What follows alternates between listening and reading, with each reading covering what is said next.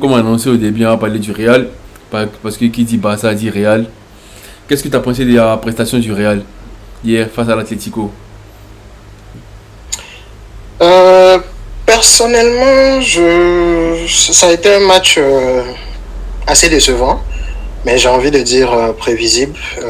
Les derniers derbys entre le Real et l'Atlético sont des matchs assez ternes, où le match pour moi se joue plus en dehors du terrain, dans les coulisses, avec les supporters que sur le terrain. On sent un peu la crispation chez les joueurs. De On sent l'Atlético. qu'ils De réfléchissent beaucoup l'Atlético. C'est les plus. joueurs de l'Atlético parce que c'est pas parce que je suis madrilène, mais nous on n'a rien contre eux, c'est ça. Quand tu vois, on n'a jamais rien fait au Bernabeu, on n'a jamais insulté un gars de l'Atlético, on n'a jamais fait du racisme, du antisémitisme, on n'a jamais rien fait, c'est ça. La vérité, c'est vrai qu'il y a Barcelonais, mais le Real n'a jamais fait à l'Atlético, c'est eux qui nous en veulent. Je sais pas pourquoi. Je sais pas si tu es d'accord avec moi, on n'a jamais rien fait. Oh, Après, ouais, je sais pas ça- d'accord, tu me dis, hein, parce que je vois que tu es hésitant là. Non, c'est sûr que dans le passé récent, je n'ai pas d'événements qui me viennent, mais j'ai envie de dire pas pour défendre l'Atlético, mais je ne suis pas sûr que c'est une équipe qui a assez de bons joueurs pour que le Real ou les supporters du Real aient quelque chose contre eux. Donc, Ah, je pense il y a aussi ce rapport-là de niveau où l'Atlético qui sait qu'ils regardent leur grand frère, le Real Madrid, et qui ont toujours cette attitude-là justement parce que ils cherchent à s'affirmer. ouais. Donc, c'est un peu triste que ce soit ça l'état de ce derby. Je pense que ces 2 dernières années, ça a été une image assez terne du football espagnol en général, de voir les événements qu'il y a eu à chaque fois dans ces matchs. En ce qui concerne le match lui-même, je m'attendais un peu au système de jeu avec la blessure d'Mbappé. Je m'attendais effectivement à ce que Ancelotti revienne à un schéma plus classique dans l'esprit de ce qu'on voyait l'an dernier. Euh, j'ai Par trouvé rapport à par ça, contre que l'animation... par rapport à ça, mais sans te couper, avant ça, moi je me disais que Ancelotti allait peut-être essayer Hendrick en attaque. Mais connaissant Ancelotti, c'est pas un vrai risk taker. Il n'aime pas essayer de prendre des risques, c'est dommage. Je sais pas, contre l'Atletico, on a vu l'année dernière, on a joué le même match. Le seul match qu'on a perdu depuis un an, c'était l'Atletico avec la même formation. On a vu qu'offensivement, c'était hyper limité. Parce que l'Atletico, ils arrivent à presser Vinicius, à presser Bellingham. Il n'y a pas de numéro 9 qui essaie d'offrir une possibilité à Rodrigo pour combiner de la transition rapide. Donc moi, pour moi, normalement, il allait mettre Hendrick, mais comme c'est Ancelotti, il a mis Modric. Déjà, voilà, il voulait souligner ça avant que tu continues.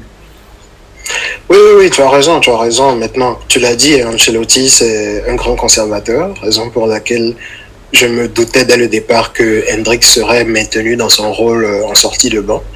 Et je pense que dans l'absolu, le système n'a pas été mauvais. Le Real s'est créé des occasions en première mi-temps, surtout parce que l'Atlético, pour moi, avait ce milieu qui n'avait absolument aucun moyen de contrôler le match avec Llorente, avec Gallagher.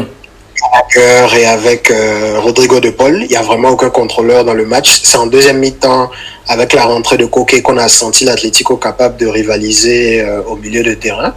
Et c'est là que le match, pour moi, s'est un peu plus ouvert. Dans l'ensemble, je pense que ce qui a tué le Real, c'est peut-être la gestion de fin de match d'Ancelotti. Je l'ai trouvé plutôt négatif dans ses changements. Mais j'ai envie de dire que c'est le genre de choix et de décisions qu'il a fait par le passé, mais qui ne l'ont pas, Pénalisé. qui ne l'ont pas pénalisé parce qu'il y a toujours Courtois qui est exceptionnel dans ces moments-là en fin de match, parce que c'est généralement le Real qui réussit sur un contre à tuer le match, ce qui aurait d'ailleurs dû être le cas si Hendrick ne vivait pas pour les caméras.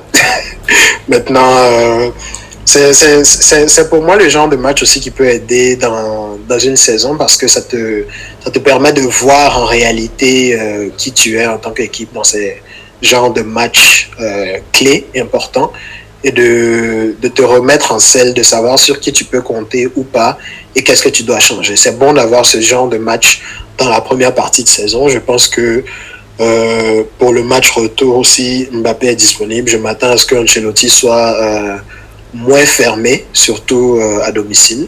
Mais c'est sûr que en ce qui concerne le match d'hier, c'était pour les neutres entre guillemets, c'était un match plutôt terne. Vu le niveau des deux équipes, c'était assez fermé. On sentait, peut-être aussi à cause du résultat du Barça la veille, on sentait que les deux équipes ne voulaient pas être celles qui commettent l'erreur et qui donnent l'avantage à l'autre. Mais dans l'ensemble, ça a été difficile à voir comme match, encore plus à cause de ce qui s'est passé en coulisses. Et on espère voir mieux quand ces deux équipes-là s'affrontent. Ouais, mais si ça, ouais, c'est par rapport à ça, ce que j'ai à dire, c'est en tant que supporter du Real, c'est dommage pour le championnat, dommage pour les supporters et même les joueurs.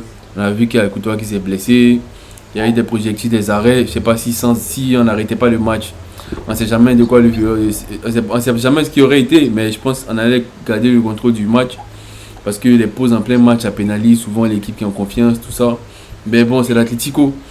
Dis avant de se laisser en parler un peu de la Ligue des Champions, c'est pas des matchs de fou comme on le dit, hein, le Real qui se déplace à Lille.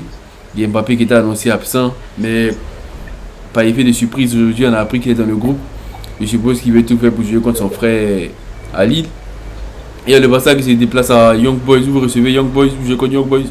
Qu'est-ce que tu t'as à dire par rapport à ces matchs qui, sur la feuille, ne sont pas des matchs de fou comme on le dit? Oui, oui, c'est clairement pas les matchs les plus alléchants de la journée de Ligue des Champions. Je pense que c'est pour les clubs comme le Real qui ont remporté leur match de la première journée, je pense que c'est plutôt une occasion de faire tourner. Je ne pense pas que le Real aura besoin d'énormément s'employer pour remporter ce match. Je comprends l'importance que revêt sa première rencontre, son retour en France pour Mbappé. Donc, je ne suis pas surpris. Si, je suis quand même un peu surpris d'entendre Ouais, son nom parce que je me suis dit que l'annonce de la timeline sur sa blessure était plus pour lui permettre de de bien récupérer. récupérer, de ne pas être sélectionné pour la trêve internationale. Donc, j'ai encore mes doutes qu'il participe au match, mais on verra bien. Pour le Barça, c'est un peu plus important parce qu'il y a eu la défaite au premier match, donc c'est important de prendre les 3 points et avec la manière, surtout après la fessée qu'ils ont pris à Pamplune.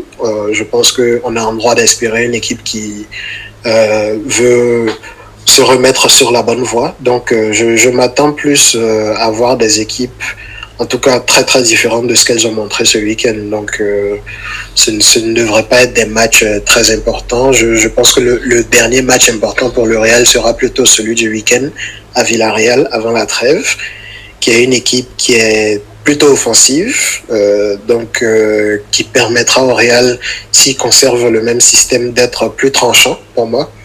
Le Barça qui se déplacera à la Veste, si je pense bien, qui est une équipe qui a été dominée par le Real pendant au moins 80 minutes la semaine dernière, je pense, avant de leur tendre le bâton en fin de match. Ouais. Je m'attends à ce que les deux équipes s'imposent. Maintenant, comme je le disais avant pour le Barça, en Ligue des Champions, ce n'est jamais aussi évident que ça en a l'air, donc on verra bien à quoi ça ressemble. Ok, merci beaucoup Sisa. Continuez de vous abonner, donner la force, commenter et à bientôt. Merci à tous, merci de nous donner de la force. Abonnez-vous, dites-nous en commentaire ce que vous pensez des deux équipes jusque-là. Et merci pour le soutien.